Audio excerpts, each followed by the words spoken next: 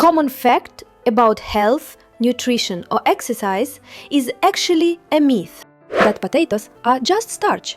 In fact, potatoes are rich in various nutrients. If you had a normal diet to begin with, you could live on potatoes alone for several months before any deficiencies appeared in your body. Most of the necessary vitamins and minerals that we need on a regular basis are found in potatoes. That you can burn fat locally by doing certain exercises.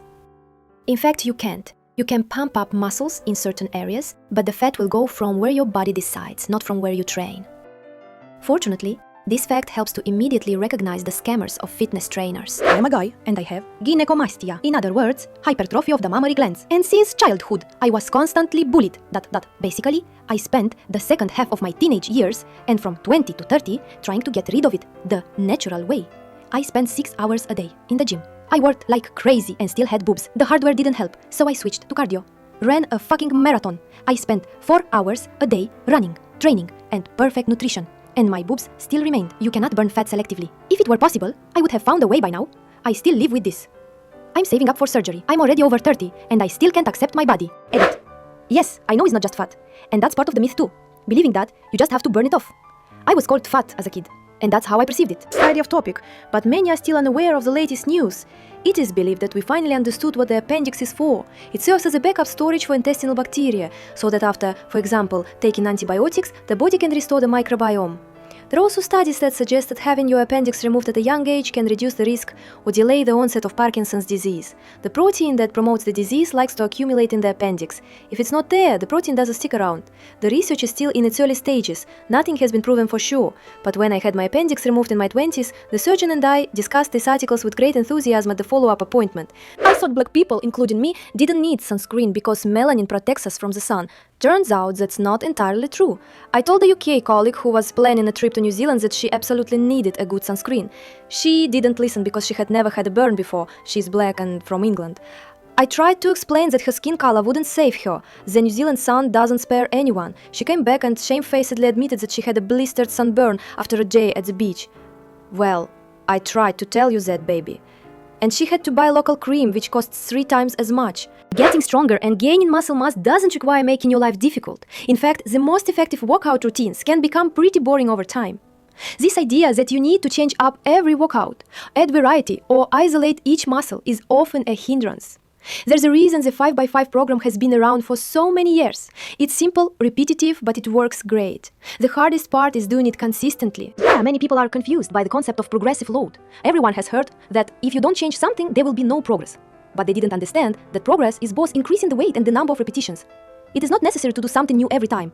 The main thing is to continue to challenge your current level. But heart disease is a one-way ticket. In fact, plaque deposits in the arteries can be reversed with proper nutrition and at least a little. My entire family died of natural causes, from heart disease or atherosclerosis. I had my cholesterol checked at 24. Before the tests, the doctor said that by all indications I was in great shape. But my LDL, bad cholesterol, was literally off the charts at over 190 milligrams per deciliter. They couldn't even give me an exact number because the machine couldn't measure any further. I had the test repeated twice more in different labs. Same results. Cost term, clean, no make exercise. With falling, I changed my diet. Started spreading out my physical activity throughout the day so as not to overload my heart.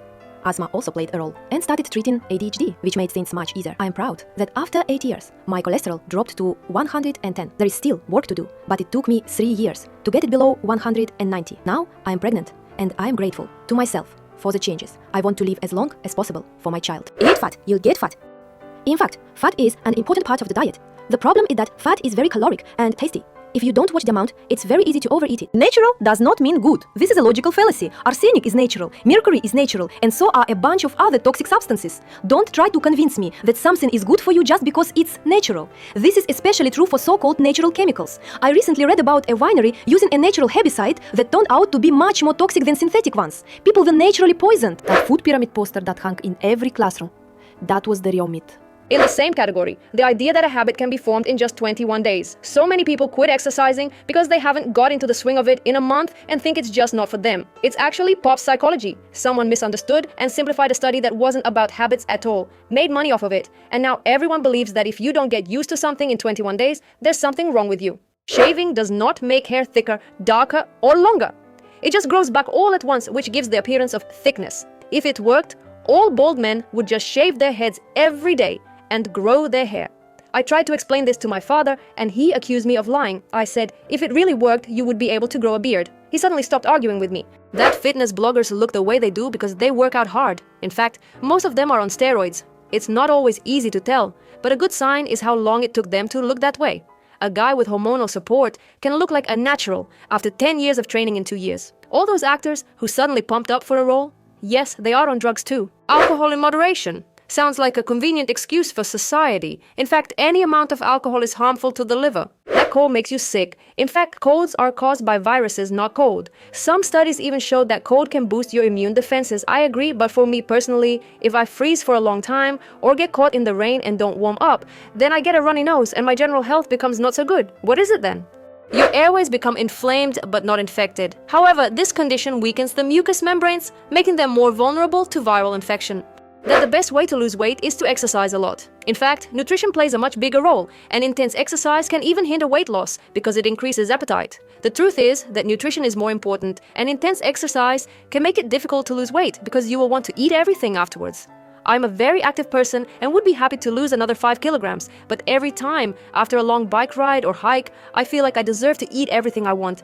It's hard to convince my body that I'm not preparing for Ironman, but just being active on the weekends. Talk to your doctor about how to take vitamins and supplements correctly. Some don't work at all, while others need to be taken with food or they won't be absorbed. My wife is a registered dietitian. I would ask her first, not the doctor. Most doctors haven't touched a nutrition course since they completed their undergraduate studies. Walking is almost as good as running and burning calories. Edit. I worded it poorly. The myth is that running burns more calories than walking. But if we're judging purely by distance, the difference is minimal. That eggs raise cholesterol. In fact, they are rich in nutrients and fats that are beneficial to overall health. That carrots improve vision. Carrots contain beta-carotene, which is converted into vitamin A, which is needed to produce rhodopsin, which helps you see in the dark. Lots of carrots do not equal supervision, but vitamin A deficiency is detrimental to vision. Beta-carotene has also been studied for the prevention of age-related eye diseases, and the results have been encouraging. So there is some truth to this myth. Synthetic chemicals are not harmful by definition. And if you can't pronounce the name of a substance, then you just have a gap in your vocabulary. Everything in our world is chemistry or consists of it. It's annoying when people read the ingredients and are like, oh, that's awful, there are too many consonants. For all my Balkan countrymen, 1. If you go outside with wet hair, you will get sick. 2. If you walk around the house barefoot in winter, you will get sick.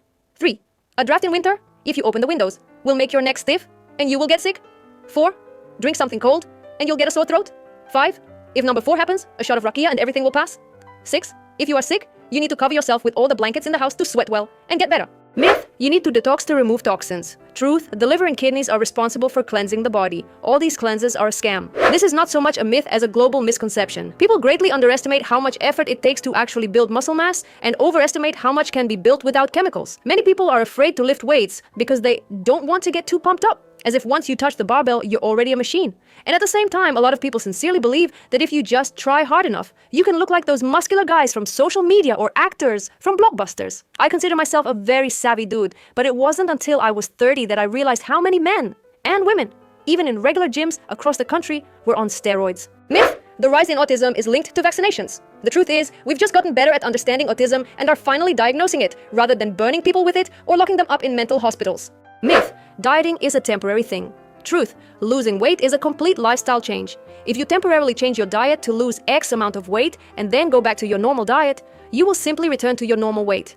To lose weight and not regain it, you need to change your relationship with food. Maybe review the composition of your diet, maybe just eat less, maybe change the time of meals, or maybe change the ratio of proteins, fats, and carbohydrates. But if you don't change your lifestyle, everything will return to normal. Myth, you need to walk at least 10,000 steps a day. Truth, this number comes from the fact that early pedometers only showed a maximum of 10,000, and over time, this became the perfect norm. While 10,000 is a perfectly good goal for the average person to achieve, it's not some kind of magic number. Almost any advice taken out of context is at least half false. For example, there are ethnic groups that live well with salt intakes that are low enough to cause problems for most people. There are also those who can consume much more salt without harm. And then there are salt-sensitive people who need less than most, but still more than those same ethnic groups. The idea that such recommendations apply to everyone, as they are usually presented, is only a rough guide. But even that ignores many nuances and interactions. When it comes to salt and electrolytes, the same diet may be deficient in one person and perfect for his genetic twin simply because of differences in other nutrients. Carbohydrates, proteins, fats, cholesterol, vitamins, minerals. Everything is so individual that often any advice can be useless for a specific person or even a whole group of people. Subscribe to the channel.